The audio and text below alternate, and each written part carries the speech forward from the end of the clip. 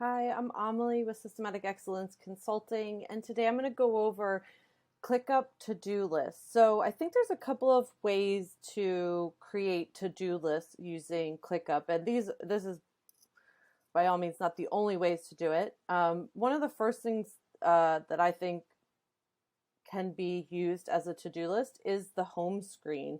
That's one of the first places I go to when I log in to ClickUp for the day to start work is I go there and see what I have going on.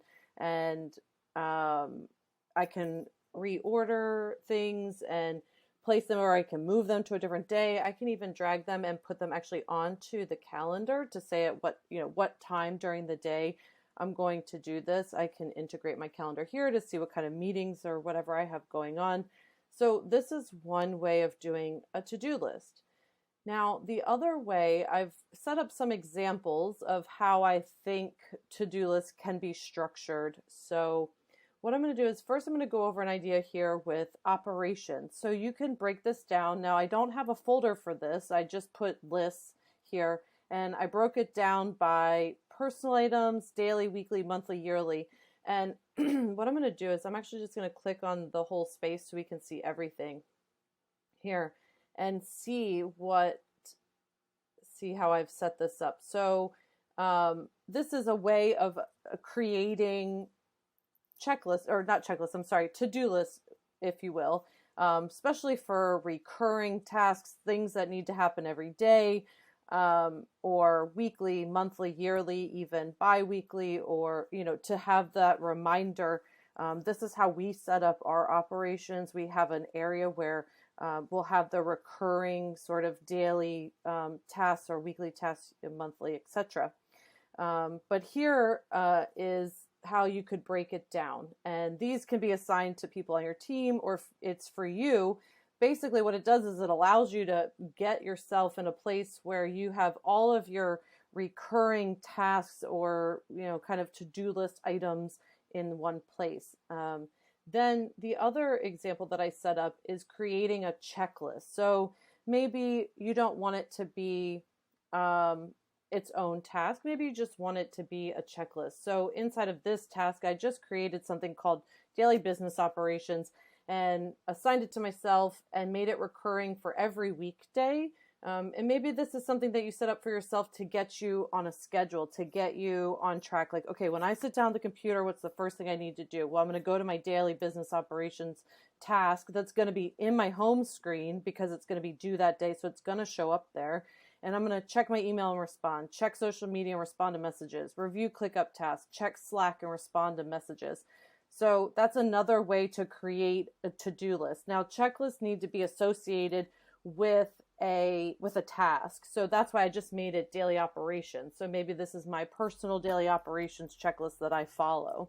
And you can do this for team members as well. So if you have an operations person and there's certain things that they need to do every day as soon as they log in, or even maybe monthly or weekly, then you could set something like this up.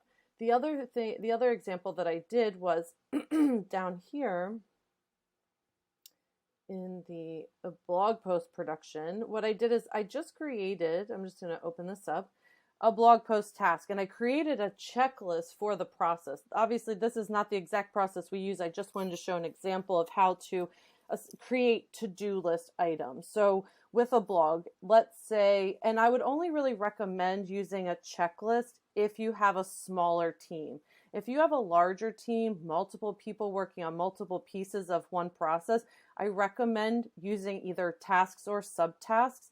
I think that some of the items, might need additional instructions and things like that. And so you're going to want to, in my opinion, put it as a task or subtask. Now, I just created this as a checklist. So let's say maybe you're working by yourself or one other person, then you can walk through and see like your process. So you can check these items off. So okay, now I've gotten to the place where I just need to create the images for the blog and social media posts, right? And then you can, okay, check this off. All right, now all I need to do is get this scheduled. And maybe this is someone else that does this for you. You can assign that to them. So you can assign checklist items there. It doesn't have a due date, but you can change the due date over here for that. So As far as to-do lists, I think there are different ways. There's ways to structure a to-do list using tasks or subtasks, but there's also, you can use checklists for that as well. If you're managing personal things, potentially what you're cooking, or you can create checklists like go to the grocery store, do all, whatever. You can use things like that. But again, the home screen is fantastic. I find this to be really helpful excuse me, for organizing my day, figuring out what needs to happen. And then the checklists kind of come in when there's multiple steps or things I need to remember for whatever that specific task is. That's where we really use those checklist items. So creating images for the blog looks like the feature image, the social media, the different platforms that we're going to post it on, the images within the blog. And so we will have a subtask for the design subtask for the blog, and then have checklist items that the team member, our designer, will follow to ensure that those items get completed. Okay, so that is ClickUp to-do lists and different ways to utilize that. If you have questions or you're wondering how to get that set up, or you're not exactly sure how to do that, there's a link below for a free call, and you're more than welcome to book a call. Let's get on and let me see if I can help you figure that out.